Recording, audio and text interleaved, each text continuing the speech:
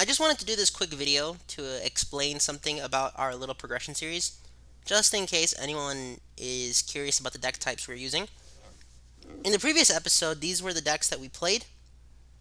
I used this deck over here. We have a BLS, a Vanity's Fiend, a Chaos Sork, 3 Sidra, Sasuke, 3 Kaiku, Breaker, Tomato, the 2 Searchers, Stein, Yada. Yada, just so anyone knows, is actually a really bad card. The only reason I get away with playing Yada is because of the 3 Raigeki, the heavy Storm, and the Feather Duster. Otherwise, I would not be touching this at all. Moth, even though I think it's become weak, the spell cards are just too good to pass it up. Scientist will never be bad. It's banned for a reason. And Merchant because sometimes I open too many monsters. Now, fans of MBT Yu-Gi-Oh! Will look at this deck list and say there's not enough monsters in it. But the truth is, I don't care about my monster count. I have too many good cards that if I don't draw more than one monster, so be it. I have enough search power, draw power, and ways to get monsters into my hand. And even if I don't get any, I can just out all the monsters right away. You have Change of Heart, the 3 Raigeki, the Feather Duster, Heavy Storm, Pot, Painful Choice, most powerful card ever printed, Graceful Charity, Monster Reborn, the 3 MST plus the Mirage. Normally Mirage sucks in a draft series. However, because we have the 3 MSTs, and I was at one point considering playing the Emergency Provisions, this becomes a really busted card. Snatch, Steal, and Prima, cards that are also banned for many reasons. I was also thinking about playing Giant Trunade, but at the same time, Giant Trunade is pretty situational and really only comes up with this one interaction. Sure, I can out all the back row so I can get a clean win in, but I'd rather just destroy his back row. We have Bottomless, Mirror, Torrential, Saku, which has been replaced by Mirror Force at this point, and a Karma Cut. These 5 cards all serve different purposes. The Karma Cut should be a Ring of Destruction, but I don't have one, so it's the next best thing. They're all ways to out the big monsters that are coming out. My side deck is largely irrelevant. The system down is because one person decided to play Cyber Dragon deck. The Giant Trunade in case I actually want to use the interaction with Premature Burial. The 2 Dark Holes if the 3 Raigeki don't suffice. Nobleman if someone decides to play a flip effect deck or just some form of stun. The 1 My Body, which I don't even play anymore in case somebody decided to just start maining multiple destructions. And even then, I wouldn't go this far. This is mostly if I really just want to be aggressive one game, and it's not that likely to come up. Same with Morphing Jar, it's mostly because I didn't really think about what to take out. I just figured in the event that I need to draw a bunch of cards and Mirage isn't cutting it, I'll just add it as well. 2 more Bottomless if someone just decided to play Beatdown. Needle Ceiling for the same reason. The Call of the Haunted is taken out for Yada, and at one point I was playing Jinzo, so realistically this would have been where Jinzo was at instead of the Morphing Jar, but hasn't been relevant, and the Solemn Judgments are here because Solemn Judgment is a good card in the event that I'm just going to go first and someone's playing too many cards for me to deal with. The reason I don't main the Solemn Judgment is because at this point in the series we've managed to create decks that inflict damage in the 3 or 4,000 range per turn. It's not that rare to see someone go from 8k to 0 in this series. It's happened more than once. And then we have the current deck I have, slightly altered, but largely the same. I decided to put in the 3 My Body this time if I really want to get aggressive, but other than that, it's largely the same deck. The Morphing Jar has been taken out because it stopped being relevant, and for some reason I didn't take out the Call the Haunted, even though I still haven't put Jinzo back in. I guess that was an oversight. But oh well, this is the deck you'll see me playing next week. We're not playing a game today, so there won't be any draft. I just figured that I would explain this to the people. And this is the current score we have. Now, I want someone, if you guys want to, look at the Tactical Evolution deck of Simo and Nimnin's progression series. Because our deck lists, compared to theirs, have just absolutely broken what is acceptable in terms of power creep for most card games. The only reason this doesn't really feel that bad is because we play Yu-Gi-Oh in real world environment. We go in person. So while it looks like these decks are absolutely cracked, if I took this into an event and somehow didn't, and somehow they let me do it, it I would still lose. Okay, this does nothing to sprites. This does nothing to tier limit Ishizu. Nothing. We'll get absolutely killed. Well, not killed, but we'll be defeated. Meanwhile, we have the decks that, and I have the decks that the three players were playing. So here was David's deck. He decided to go all in on the Cyber Dragon style, try to just OTK me as fast as possible.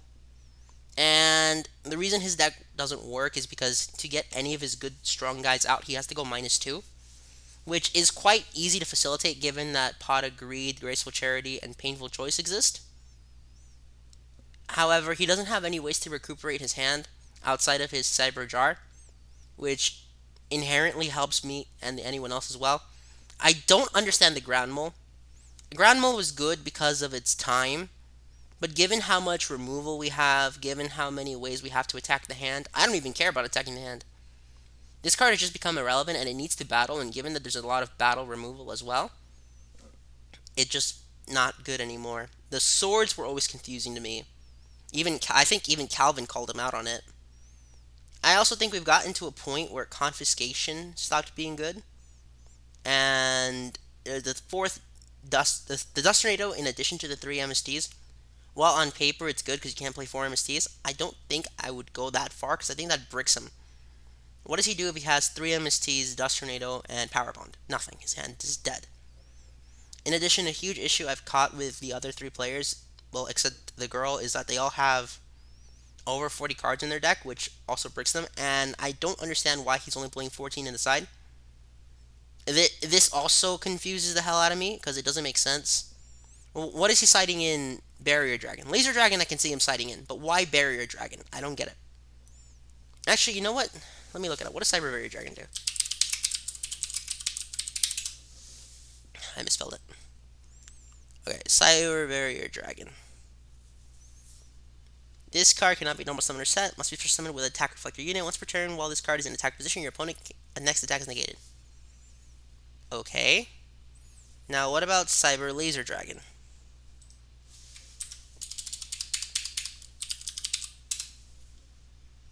Oops.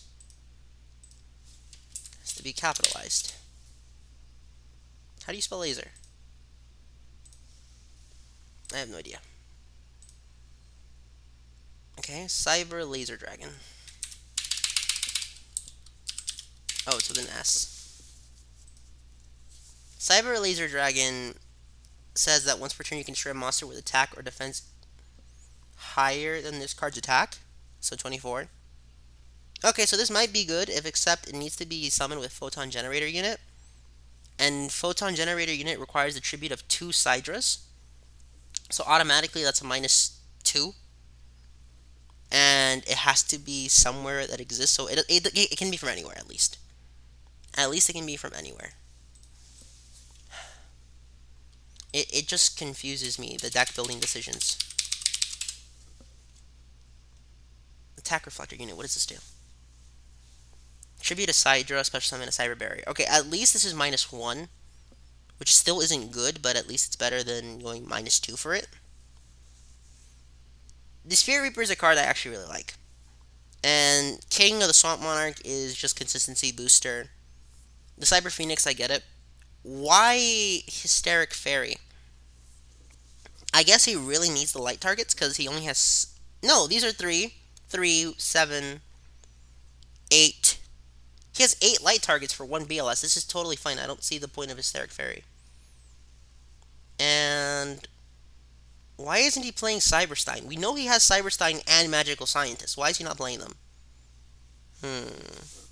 That's a great question. I mean, they're not even cited. And why Michizure? Aren't we... We're in Tactical Evolution. I think Michizure has been power crept. It's confusing. Now let's look at Calvin. Oh, this is not a great resolution. New. Okay. This is bigger. BLS said, okay, these are good cards. Ryza, Vanity's Fiend. If he's gonna play Ryza, you would think he would go all in on the Monarch strat. He's got Zaborg. He's got Mobius. I don't know why he's not on those. I guess he just figured that Ryza was good enough. I mean, it's a great card. I'm not gonna lie, but Ryza was good because it was in two different decks, Monarchs and Perfect Circle. Just playing Ryza in a random deck isn't gonna do anything. So Ryza confusing. Fair enough. Three Sidra is good. Sasuke, Kaiku. This is acceptable because he only has one Kaiku. Um, Donzalug. Okay, Donzalug plus the White Thief equals 3 brick. I mean, they're useful. They can do something, I guess, but they're just not great cards. Then we have the Shining Angels getting him to the White Magical Hat. Like, the reason Tomato is good is because it gets you Sangan and Witch, but he's not playing either of those. The only thing he has for Tomato are Scientist, Tomato itself, Dawn, and Necrogardna. Now, Necrogardna is actually pretty good because it can negate an attack, but that's not great. I guess he has Spirit Reaper if he wants to end the chain, but he doesn't have Searchers. Now, this might be because he just doesn't have any. I'm not too sure about that one, but I figured that seems to be the case. His 2 Raigeki. Note that the 3 Raigeki that I had comes from the arms race, because the way our series works is every time we win, we can add any card that has come out into our collection. And given that we're currently in Tactical Evolution, that's pretty strong. And then he has the Dark Hole, so it's not as if I have the overwhelming destruction. He has 3, I have 3. But he's not playing any Battle Traps, I noticed. No Battle Trap.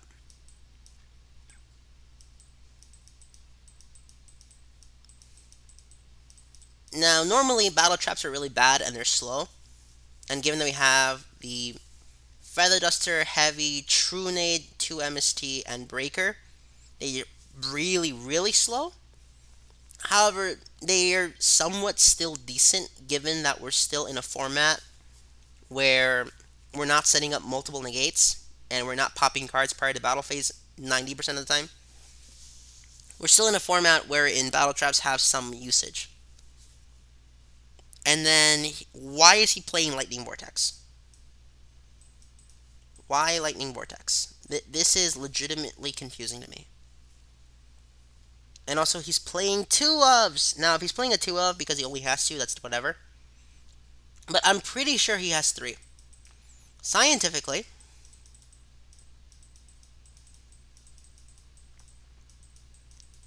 it's bad to play 3 of your unsearchable to play 2 of your unsearchable cards. MST is a card you want to see because it clears the board. This deck largely dies to battle traps. Negation doesn't really do anything to this deck outside of maybe stopping the Raigeki. What really hurts this deck is not being able to attack me or anyone else. His Nephthys combo, I guess he sides that in case someone is really heavy on battle traps, which seems to be the case. And given that he has Sidra, it's really easy to summon. However, that still requires him to draw a 2 of. And why is this a 2 of? Unless he only has 2, then whatever, but this is confusing me. And also, why only 2 Dark World Lightning? This is genuinely confusing. Why 2? Farfa has a video. I'll probably link it in the description about why playing 2 copies of a card is scientifically bad. And I know we're not in the era of Build My Board Yu-Gi-Oh! But we've gotten to a point where we just need to start focusing on proper deck building. And again, why the Grand Mole? I get Grand Mole is technically an out to something that's untargetable, undestroyable. But we're not playing any of that. My best guess is he used it for Vanity's Fiend. But if he's using it for Vanity's Fiend, then he's just going to summon it again because the battle phase is over. We're not at the era where you just make a huge board and then the guy scoops because he can't play anymore. We're still having back and forth games. And then the White Thieves, they're just too weak. They've been power crept. Now maybe he just needs the light targets, but even he has enough light targets to play without the white thieves. So it's genuinely a confusing experience to me. And then confiscation realistically should be in the side. It's a side for going second, because going side for going first, side for first, because doing it going second doesn't really help you. And most of these decks are trying to play going second. This is a deck that's designed to go second. And so the usage of Solemn Judgment is odd to me. That's why I cite it, because I know I'm going to go first if I'm using Solemn Judgment. But in this case, he's not. And then Set is really good for attacking, and BLS is great for control. Other than that, I don't really see an issue with this, but until you count that he has 45. Why is this not 40? 41 is fine, but why is this not 40? 45, you're not going to draw your power cards quick enough. All your 2-ofs are going to be even less frequent than before. This is an example of, on paper, it looks great, but in practice, it's not. 24 monsters is fine. Is great. When I build a deck, I make sure that I have, depending on the deck type, of course, because say I'm playing Sky Striker, I'm probably playing 3 monsters. Just Ray, and then you add the 2 rows, so it would be 3 Ray, 3 Rose, 3 Ash, 3 Ogre, 3 Bell, and then maybe 3 Veiler if you want to. I wouldn't play Veiler, but some people like Veiler. And that's you're playing 18 monsters, but realistically you're only playing 5 or 6. Whereas here, like even that's more monsters. The way I see it, if your deck has 17 to 25 monsters, you're fine. But at least 13 of them have to be summonable without any advice. They have to be just top deckable. Sydra's top deckable. So that's 3, 2, 1, 1. The tomatoes are just another monster. The angels are just another monster. You're not really happy about summoning White Hat unless there's nothing on the field. Grand Mole is not really a monster, it's just a removal spell. Not even a removal spell, it's a bounce spell. Necro Garden doesn't do anything for you. This guy does something for you. This guy does something for you. And even then, Moth only does something if your grave's all loaded up. And that's my criticism with his deck. Now let's look at the girl's deck. Now, the girl herself, her deck is... This is the deck she's using next week, not the deck she used last week. Because it turns out that for whatever reason, she just never modified her deck despite opening the packs. I'll chalk that up to indolence, but this is what she's playing. Now, this deck is sick. I kind of wish she would replace the My Bodies with MSTs. Just replace one of the My Body and the Needle Stealing with MSTs, because I know she has 3. But other than that, this deck is cool. Yamacha Dragon is legitimately a pick that I wanted to do because it's fun. Because it says draw 5. Drawing 5 at this point in the game is just ludicrous. You get so many back row, which is why she's playing more traps than anyone else, I believe. Is she playing more traps than anyone else? 4, 1, 2, 3, 4, 5, 6, 7. 1, 2, 3, 4. Oh no, she's not. Turns out David's playing more traps than anyone else. But you still get the point. And that's why she's playing cards like Treeborn Frog. You wouldn't be playing Treeborn Frog unless you're playing it for Vanity's Fiend and Yamada Dragon. And since Yamada Dragon is something she wants to summon more than once per game, because once she resolves it once, she practically wins. But even after all that, it's still an investment that takes a lot out of your hand to do, and if it backfires, it backfires.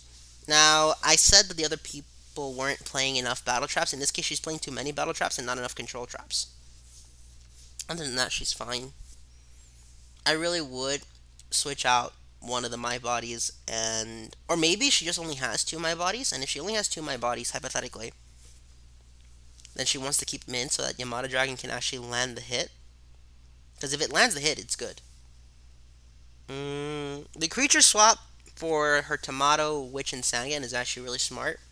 And you can even creature swap the Treeborn Frog, because it'll just go to the grave again. So it works in her deck, not really in ours. The Dark Hole 1 Raigeki because she only has 1 and 1. She would probably be playing more. The brain control is because she doesn't have access to the snatch steal or the change of heart. She just never pulled them. And then she has ring, which is really good even with the errata. It would probably be a lot stronger without it, but even with the errata, it's still just spot removal.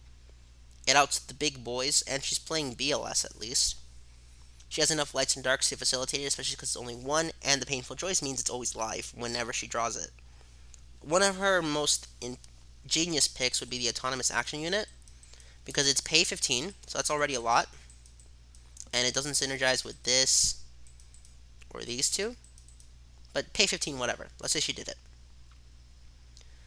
She then decides to just take something of the opponent, and then maybe she uses her Treeborn Frog on the turn, summon Yamada Dragon, swing. That's draw 5. The only pick I don't understand is her Yatagarasu. I guess if she wants to lock someone out, but even then, the problem with Yatagarasu is that it pretty much dies to a full hand and doesn't do anything on its own. It's pretty much only great because he has a lot of removal. But since here she's not playing that many cards to remove, I mean the Sakuretsu armor fine, but for the most part it's not the greatest plan. It just becomes a liability over a strength. So if anyone has any ideas on how to soup up these decks to make any one person stronger, I'll be very interested in finding out. And then we decided to look up a deck called Razor's Edge just to give an idea because we were looking at decks from the time. Now, I'm pretty sure that Razor's Edge is actually 2008. When did Razor's come out? Yu-Gi-Oh! Razor's Edge deck.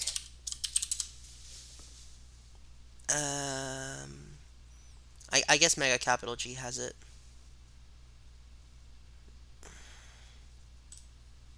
It's an aggressive burn deck. That's what it was historically. Wow. Ads.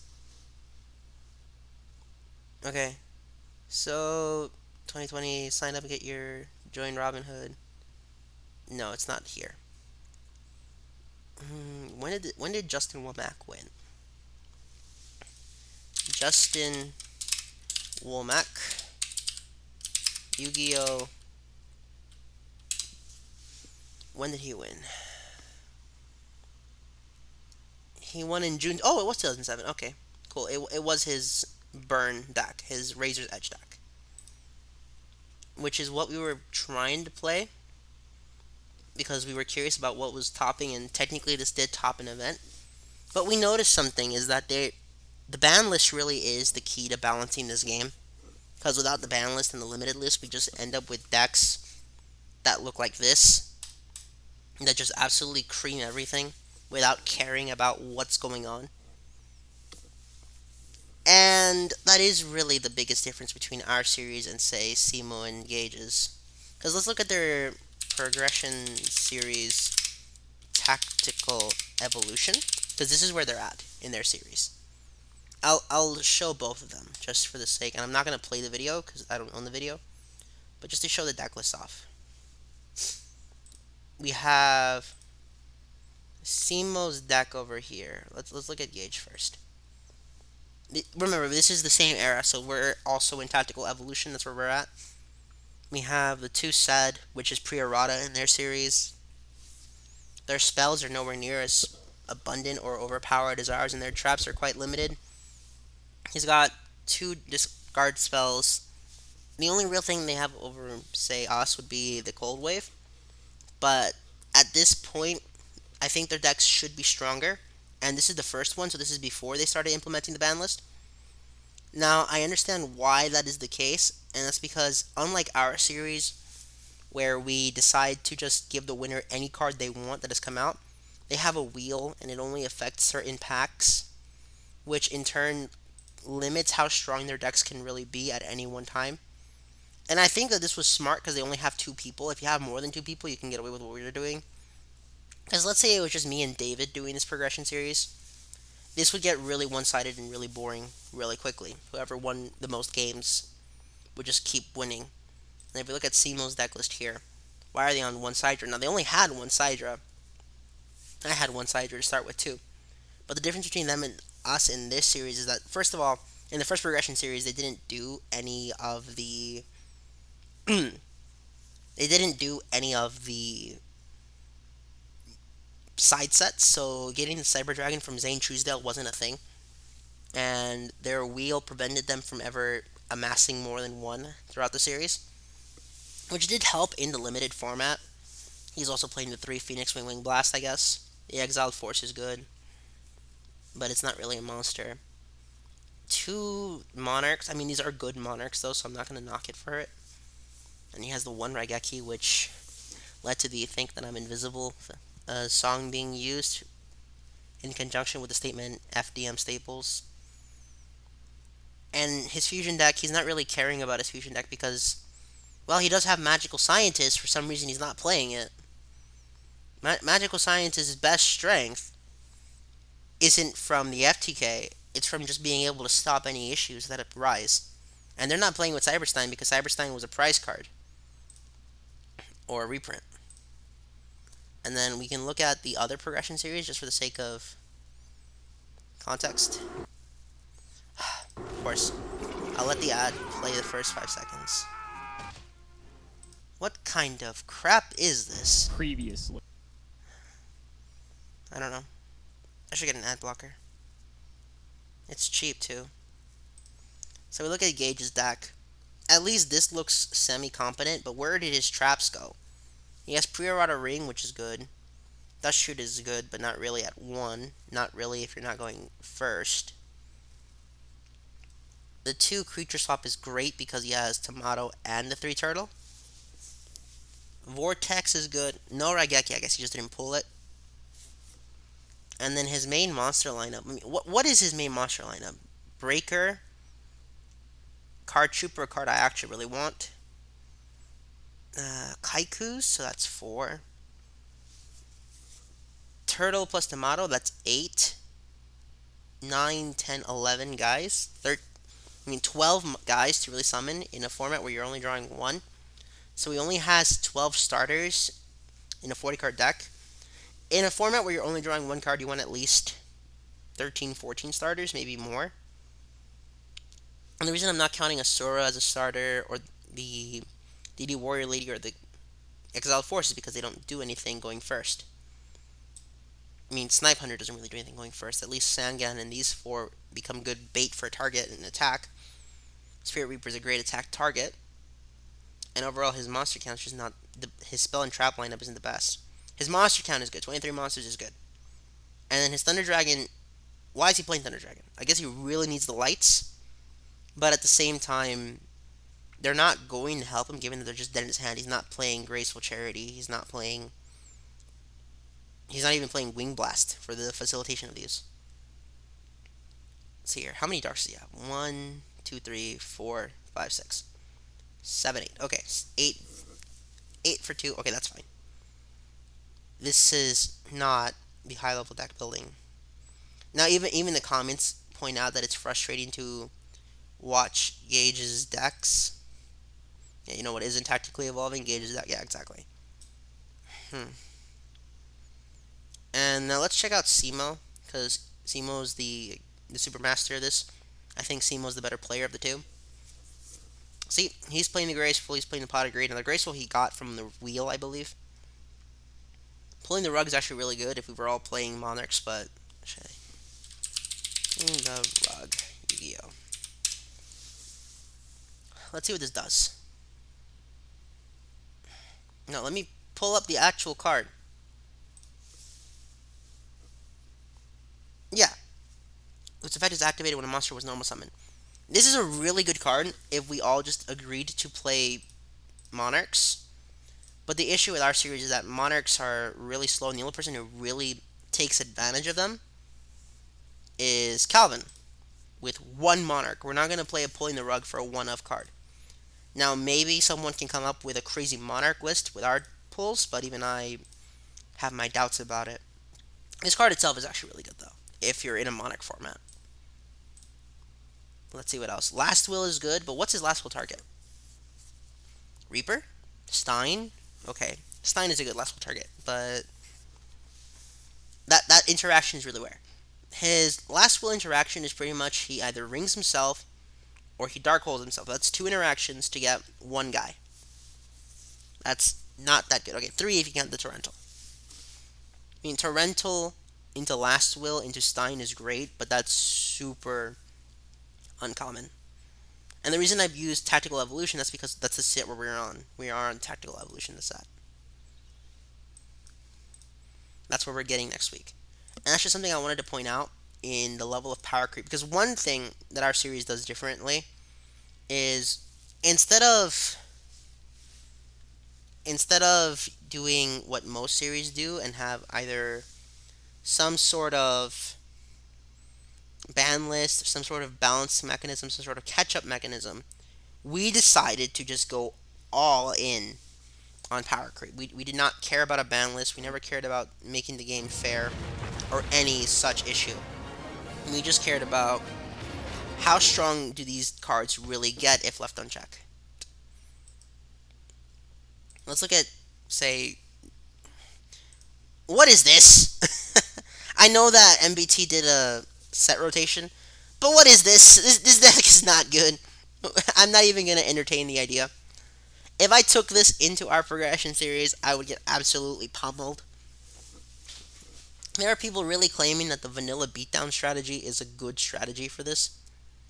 But what? If I took this into this, I'm pretty sure David and Brielle would have a field day against me. I'm not even going to entertain this. I just wanted to see what it was. And then we have Crossflux. What does Crossflux do? I'll do Crossflux and Frestros as well, just to show off what it is. But even I don't think it's that good. Let's see. What do these guys have? I don't watch these progression series at all. I just want to see what they have. Okay, you know what? This is actually pretty cool. He said, I'm going to play 6 Sams. And while I'm not all in on the 6 Sam strategy, this is a pretty cool list. I like it. I don't know how good it is. I'll probably watch this later. But I think there's better decks to play. Okay, I am curious to watch this. This deck legitimately looks fun to play. What about his opponent? Harpy Ladies. Okay, I wanted to play Harpy Ladies at one point. This is cool. He's playing Barrier Statue Harpy Lady. He's going to prevent the special summons, and then he's going to take over with his Harpies. Why Diddy Crow, though? What does Diddy Crow target exactly? Who's his opponent? I don't think Diddy Crow hits anything. He's not even playing Moth. Why the Diddy Crow? This one's confusing to me. This deck is not a special summon heavy deck, I noticed. Why is he not maining the Royal Oppression? Now leave it to me. I don't know anything about this series specifically. I'm just curious. Ultimate Offering. That's a good card. I don't know if I would main it, though. Or side it. This deck looks cool, though. I think this is a really cool deck list. I don't know if these guys do any banning or anything else. I just wanted to take a look at other series to see where we are in terms of the power creep as opposed to every other series on the internet. Okay, it's loaded at least. What about these guys? Fresto. I don't watch these guys either. I'm just curious. He's with Sea Dog Gaming. Okay, cool.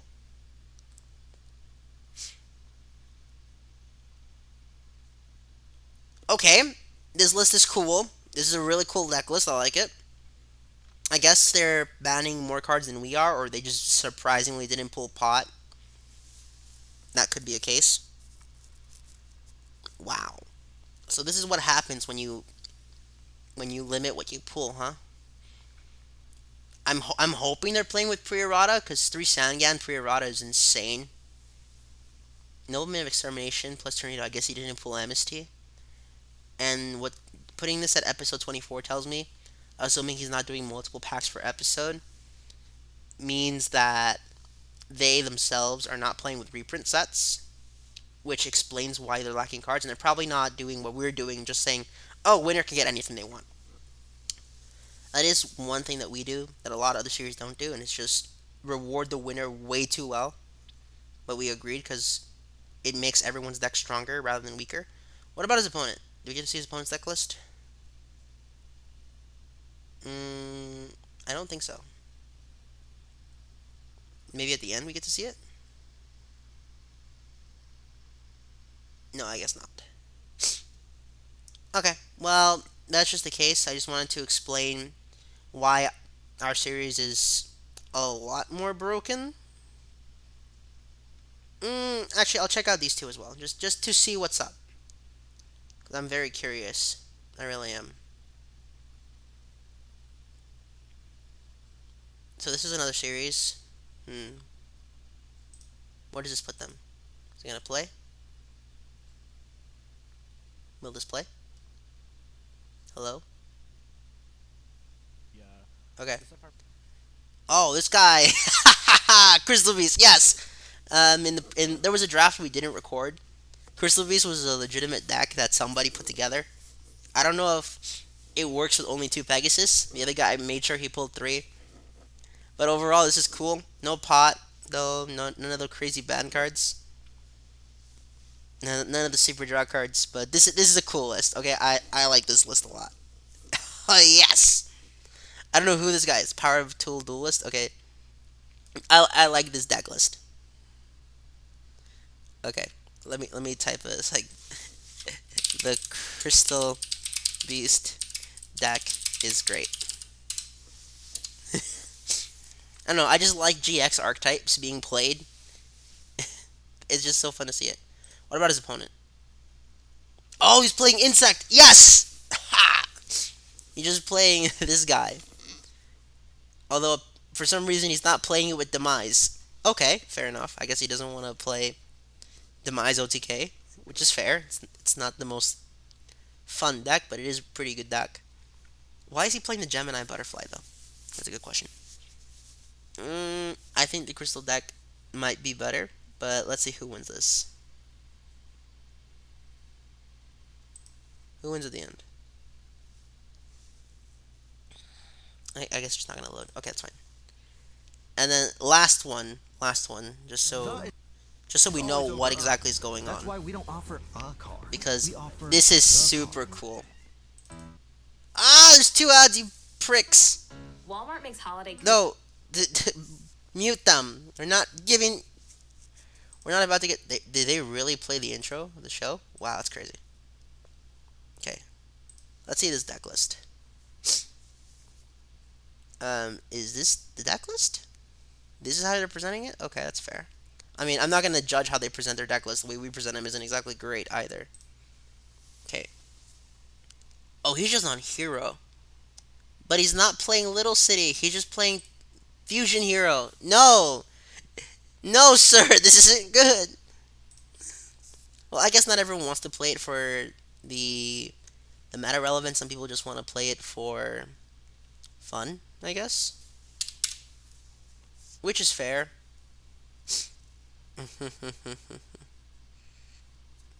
Watch your progression series.